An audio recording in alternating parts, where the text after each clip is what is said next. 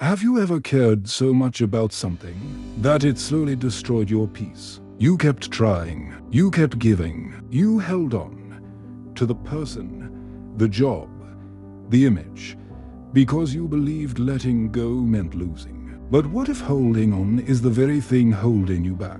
We live in a world that glorifies attachment. We're told to fight for everything, for success, for love, for recognition. But no one tells you what happens when the fight itself starts consuming you. Today, I want to show you something the Stoics knew long before social media, long before anxiety became a trend. There's a kind of strength hidden in letting go, a power that looks quiet, even cold. But in truth, it's the purest form of freedom. And stay until the end. Because we'll uncover a simple practice Marcus Aurelius used to stay calm even as his empire fell apart. One that still works in the chaos of our modern lives. We live in a culture that teaches us to hold on to achievements, hold on to relationships, hold on to identities that we've outgrown. Because letting go feels like failure. In cities like Toronto or Vancouver, people rarely talk about peace. They talk about progress, goals, deadlines, mortgages, promotions. You wake up. You check your emails before your mind even wakes. You rush through the day chasing numbers, notifications, expectations. And somewhere in between, you forget what stillness even feels like. Modern life rewards attachment. We're attached to our jobs for security, attached to opinions for validation, attached to our phones for a sense of connection, even if those connections leave us emptier than before. But here's the paradox. The more attached we are, the less free we become. The more we chase control, the more control slips through our fingers. The Stoics saw this thousands of years ago. To them, detachment was not coldness, it was clarity. It wasn't about rejecting the world, but moving through it with grace, without letting it consume your peace. As Marcus Aurelius wrote, the closer a man is to tranquility, the closer he is to strength. That's the heart of Stoic detachment. You don't stop caring. You simply learn to care wisely. And in this video, we'll explore how that wisdom can quietly transform the way you live. We'll break it down into 3 layers, each one peeling away another illusion of control. Emotional detachment, how to stop over-attaching to people, outcomes, and feelings that drain you. Social detachment, how to stay grounded in a society obsessed with approval, status, and noise. Philosophical detachment, how to live free of chaos by mastering what's truly in your control. Because here's the truth. Detachment isn't about losing passion. It's about gaining perspective. It's learning to step back, breathe, and realize you are never meant to carry the whole world on your shoulders. So, if you've ever felt overwhelmed by people, by pressure, or by your own thoughts, stay until the end. By the time we finish, you'll understand how detachment, when practiced the Stoic way, becomes not an escape, but a quiet form of power.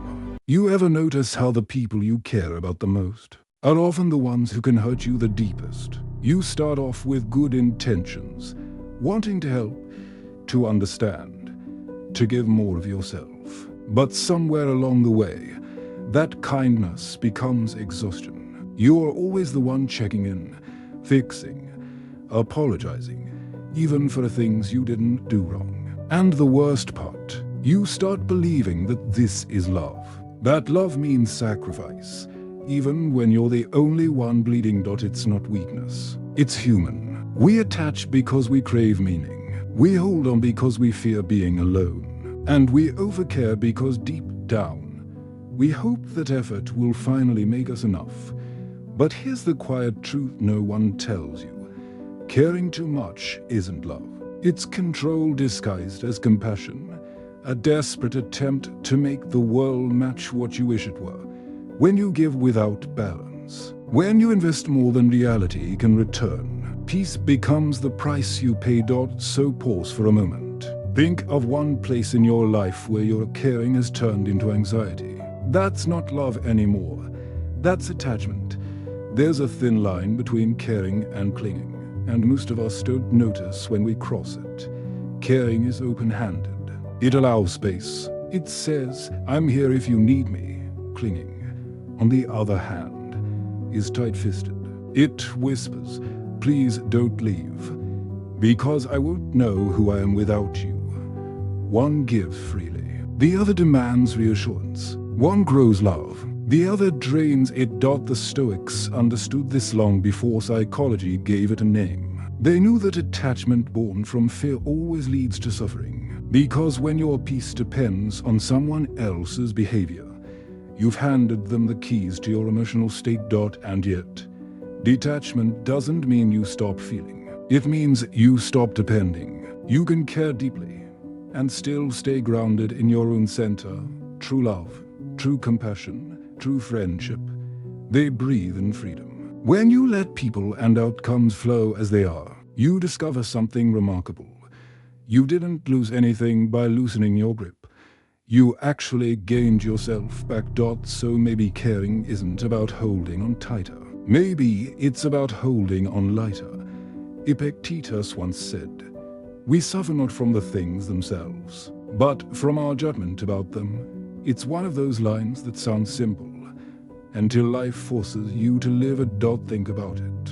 It's rarely the event that breaks you. It's what your mind whispers after it happens. They didn't text back, and suddenly, you tell yourself you're not worth much. You lost a job, and your mind says you're a failure. Someone walks away, and you convince yourself you'll never be loved again. But what if none of that is true? What if pain isn't the enemy? Our interpretation of it is. The Stoics believed that between every event and your reaction, there's a small gap, a sacred space where freedom lives. That's where detachment begins. Not by denying emotions, but by observing them before they take control. Epictetus didn't live in comfort. He was born a slave, yet he realized something most of us still don't.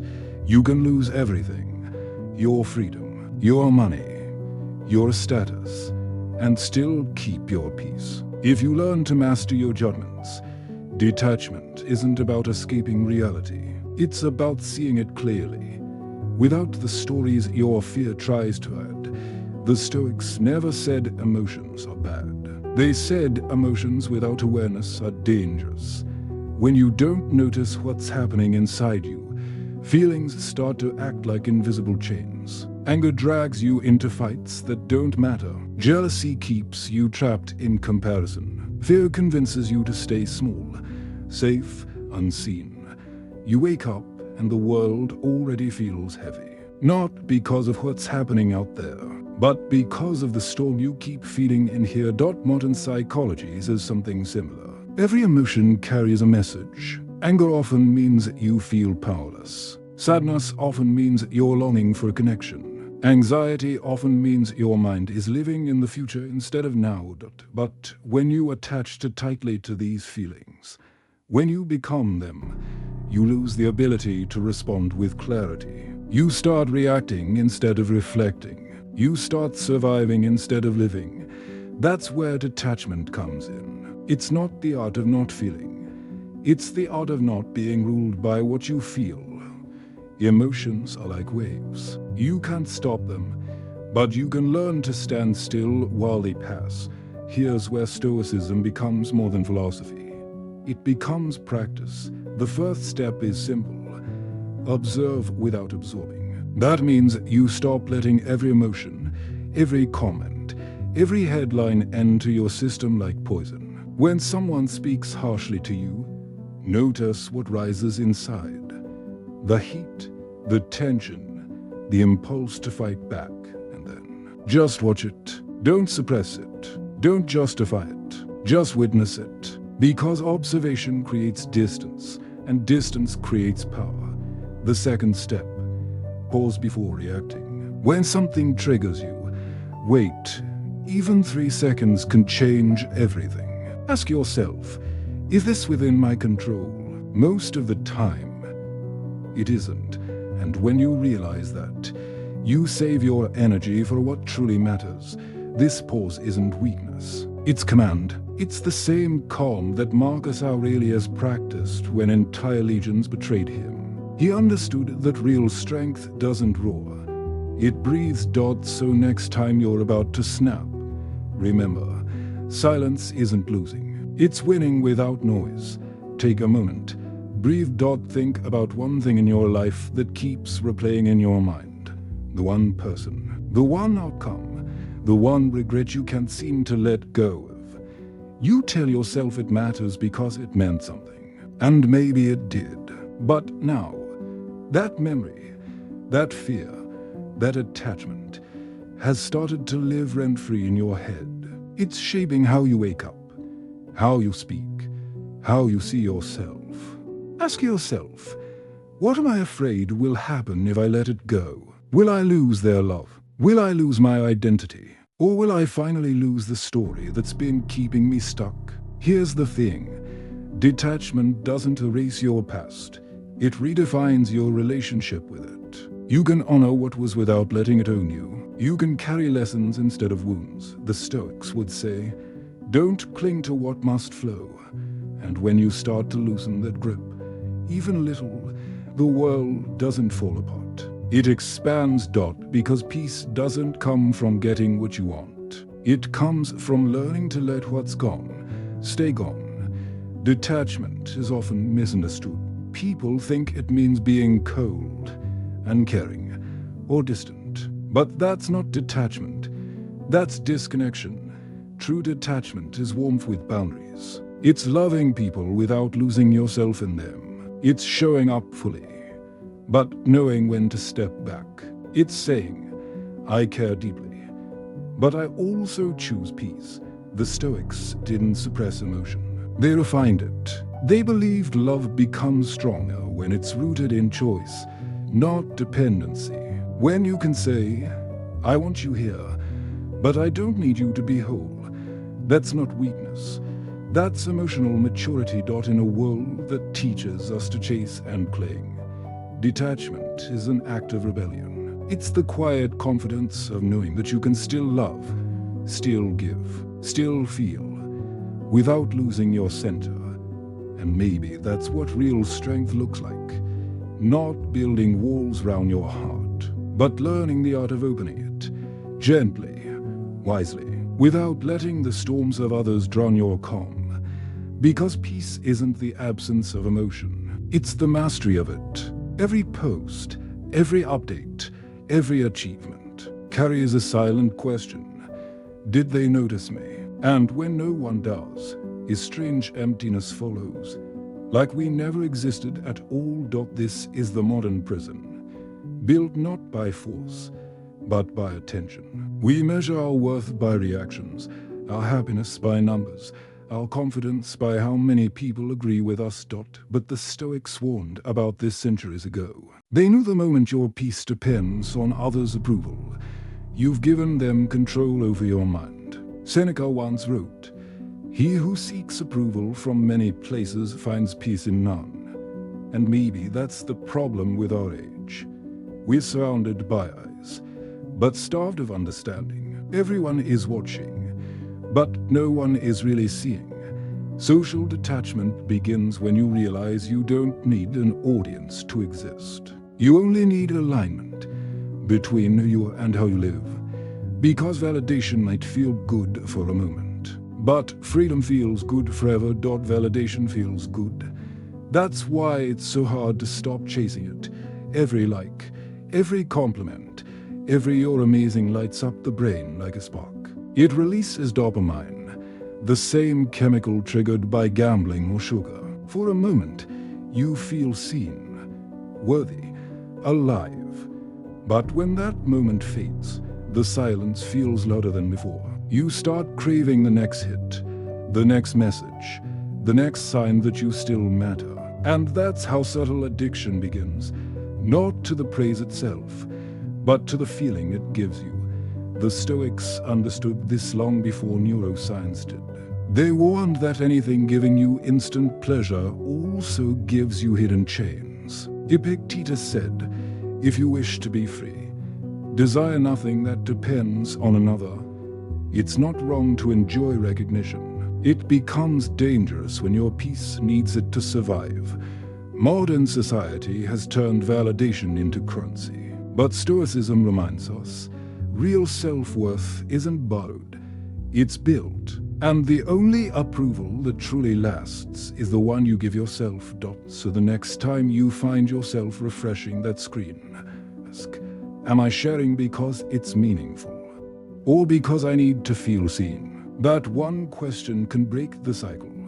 Seneca once wrote, "He who pleases the crowd misses the truth." He wasn't condemning people. He was warning them. Because the moment your peace depends on applause, you stop being free. The Stoics believed there are two types of chains, the ones made of iron and the ones made of opinions. The first you can see, the second you carry in silence, caring what others think, fearing their rejection, needing their praise just to feel valid. Seneca lived in Rome, surrounded by wealth, politics, and endless performance, not unlike our modern world of brands, followers, and image. He watched powerful men crumble, not from failure, but from the pressure to look successful. They served the crowd instead of their conscience.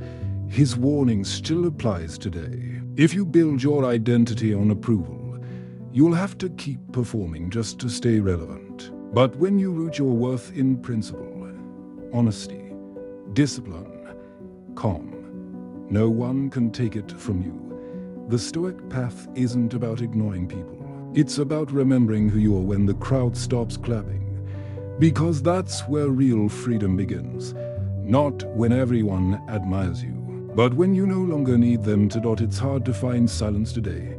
Not because the world is loud, but because our minds are. You scroll through your feed. A friend buys a house. Someone else vacations in Italy. Another celebrates a promotion. And before you realize it, you're comparing your behind the scenes to everyone else's highlight reel. You tell yourself you're just checking in, but really, you're checking out of your own life, out of your own gratitude. Comparison is a thief that never breaks in. We invite it in every time we open the door of envy. It doesn't destroy your success, it destroys your peace while succeeding. The Stoics had a name for this disease of the mind, perturbatio, a disturbance caused by chasing what isn't ours. Seneca warned, "No man is happy who looks for what he doesn't have." Rather than rejoicing in what he has, our culture feeds us endless metrics, likes, salaries, titles, then calls it motivation. But peace doesn't live in numbers. It lives in enoughness. When you stop measuring your worth against others, you rediscover the quiet strength of living on your own timeline. Because the moment you stop competing, you start becoming. The Stoics had a strange habit. They practiced discomfort on purpose. Seneca would sleep on the floor once a month, even though he was wealthy. Epictetus, once a slave, would remind his students to eat simple meals and expect less comfort. Not because pain was noble, but because comfort was deceptive. They believed comfort makes the mind soft. When life gets too easy, every inconvenience feels like a crisis. So they trained their minds to remain steady, no matter the conditions. This is what we call voluntary discomfort. It's the art of choosing small hardships to prepare for big ones. Skipping luxury for a week, walking in the cold without complaint, taking silence instead of scrolling. Every time you do it, you remind yourself, I don't need much to be okay. That realization is freedom. In a world addicted to excess, constant validation, endless comfort, instant pleasure, voluntary discomfort is a quiet rebellion. It's a way to reset your mind, to return to what truly matters. Because detachment doesn't grow in luxury, it grows in discipline. It takes courage to be unseen in a world that rewards noise. We're taught that visibility equals value, that if people don't notice us, we somehow don't matter. But what if the opposite is true? What if the moments that shape you the most are the ones no one sees? Think about it. No one applauds you for walking away from drama. No one claps when you choose restraint over revenge. No one cheers when you stop explaining yourself and simply live. But those are the moments where your strength is built, quietly, invisibly. The Stoics called this inner fortress the only fame worth chasing, the peace of being at harmony with yourself. Marcus Aurelius wrote, "It is possible to be happy even in a palace, if you remain untouched by praise or blame. So maybe your worth doesn't need to be broadcast. Maybe your silence is your signature. Maybe you're not being ignored. You're being refined. Because it's easy to shine when everyone's watching. It's far braver to glow when no one is. Canada is one of the most peaceful countries in the world. And yet, many people here live in quiet restlessness. You see it in the morning trains, faces calm.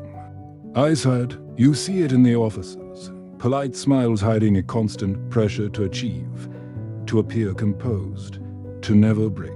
We've mastered external stability, but lost internal stillness. Here, success often comes with solitude. The more comfortable life becomes, the more disconnected people feel from each other and from themselves. It's not chaos that breaks us, it's the emptiness of having everything, yet feeling nothing. The Stoics would have understood this paradox. They'd remind us that calm isn't found in perfect conditions, it's built inside imperfect ones. That you can live in a quiet neighborhood, yet still carry storms within. Maybe what we need isn't more comfort, but more clarity. Not more validation, but more silence. Not more connection online, but connection within. Because peace doesn't come from the country you live in. It comes from the country of your own mind. Maybe the greatest revolution today isn't loud. It's not on a stage or in the headlines. It happens in silence, the moment you stop needing the world to clap for you. Because every time you choose peace over performance, you're rebelling against a culture built on noise. Every time you walk away from arguments that don't matter, you're choosing freedom. And every time you validate yourself instead of waiting for others to do it, you reclaim your power. The Stoics called this the inner citadel, the fortress of the mind that no one can conquer except you. Inside it, there's no competition, no comparison, no noise, only calm. Marcus Aurelius said, "The soul becomes dyed with the color of its thoughts." When your thoughts are grounded in self-respect and reason, no insult can stain you, and no praise can define you. So let the world chase attention. You chase stillness. Let them seek approval. You seek alignment, because the quietest people often lead the loudest revolutions, not by shouting, but by mastering the one thing everyone else ignores: themselves. Imagine standing in the middle of chaos, traffic, noise, headlines, deadlines, and still feeling calm. Not numb, not indifferent, just calm. That's what the Stoics called the eye of the storm, a space within you that remains untouched. Even when everything outside is collapsing. In modern life, chaos isn't the exception, it's the default. Your phone vibrates every few minutes. Your mind runs faster than your breath. The world moves like a hurricane, and most people try to outrun it. But the Stoic doesn't run. He stands still, letting the storm spin around him, knowing that true peace isn't found in escape. It's found in presence. Marcus Aurelius wrote, "Nowhere you can go is more peaceful than your own soul." That's the essence of philosophical detachment, realizing that you carry calmness wherever you go. If you stop chasing it outside yourself, the world doesn't need to slow down for you to be still. You just need to remember, stillness is not the absence of movement, but the mastery of it. The Stoics taught that life can be divided into two simple categories: what we can control and what we can't. It sounds almost too simple. But this single realization can change how you experience everything. You can't control what people think of you. You can't control the weather, the economy, or the future. But you can control your effort, your focus, your attitude. And the moment you separate the two, peace begins. Epictetus said, "Some things are up to us, and some are not." He lived as a slave, yet he was freer than most emperors, because his mind didn't belong to anyone. Freedom, to the Stoics, isn't the ability to do whatever you want. It's the ability to stay calm when you can't. Modern life blurs this line. We worry about the uncontrollable and neglect what's ours to shape. We trade serenity for frustration, trying to manage the impossible. But when you stop fighting reality, you don't lose power, you regain it. Because control isn't about dominating the world. It's about mastering the only world that truly belongs to you, your inner one. Our minds today are crowded cities, full of noise, traffic, and endless motion. We wake up, grab our phones, and before breakfast, we've already absorbed 100 opinions that don't belong to us. No wonder peace feels like a luxury. But Stoicism teaches that calm isn't something you find. It's something you make. It begins with mental space, the quiet room inside your mind where your thoughts can breathe. You don't need a cabin in the woods to find it. You just need a few moments of intentional pause. No screens, no rush, just you, your breath, and awareness. Marcus Aurelius practiced this every morning. Before facing wars and politics, he'd write in his journal, "At dawn, remind yourself, you will meet ignorance, arrogance, deceit, but they cannot harm your mind unless you let them in." That's the essence of mental space, guarding the door of your attention. When you learn to protect that space, the world may stay chaotic, but you don't have to, because stillness isn't the absence of noise. It's the choice to stop letting it into you. Marcus Aurelius began each morning with a strange ritual. Before greeting the day, he imagined everything that could go wrong: betrayal, illness, disappointment, loss, not because he was pessimistic, but because he wanted to be prepared. The Stoics call this practice premeditatio malorum, the premeditation of misfortune. They believed that when you face hardship in your mind first, reality can't easily break you. You meet the storm twice, once in imagination, once in truth, and the second time, it no longer surprises you. Try it yourself. Before a busy day, whisper quietly, "Today, someone may be rude, traffic may be bad, plans may fall apart, but none of it can touch my peace unless I let it." That one thought disarms chaos. Modern psychology calls it cognitive rehearsal, training the brain to respond, not react. But the Stoics simply called it wisdom. Because strength isn't pretending bad things won't happen. It's knowing they will, and standing ready, calm, when they do. Acceptance is one of the hardest strengths to learn, because it feels like defeat. We're taught to fight everything. Fight pain, fight loss, fight what we can't control.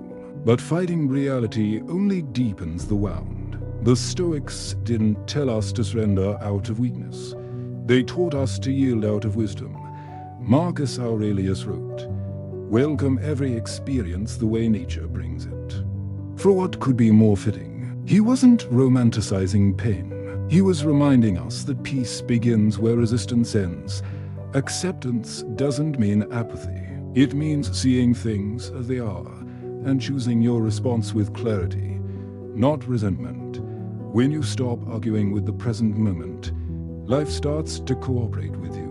The energy once spent on control becomes space for calm, creativity, and compassion. Maybe true power isn't in bending life to your will, but in staying centered when life refuses to bend.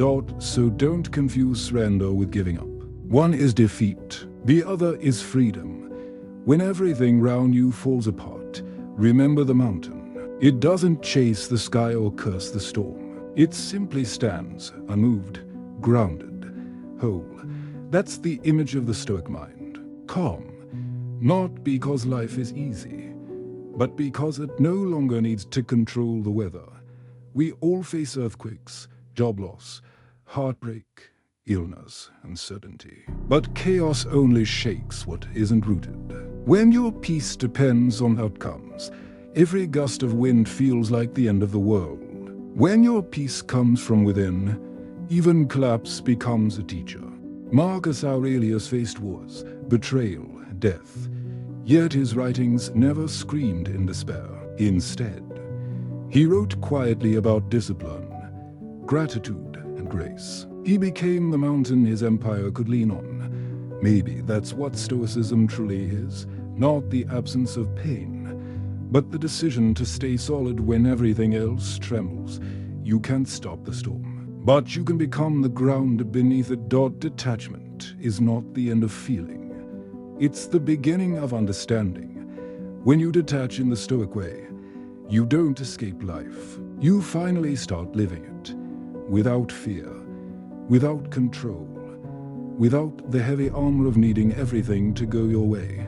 You see joy, but you don't cling to it. You face pain, but you don't drown in it. You move through life with open hands, holding gently what comes, releasing gently what goes.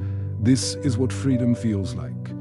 Not having less emotion, but having fewer illusions. Knowing that peace isn't something the world gives.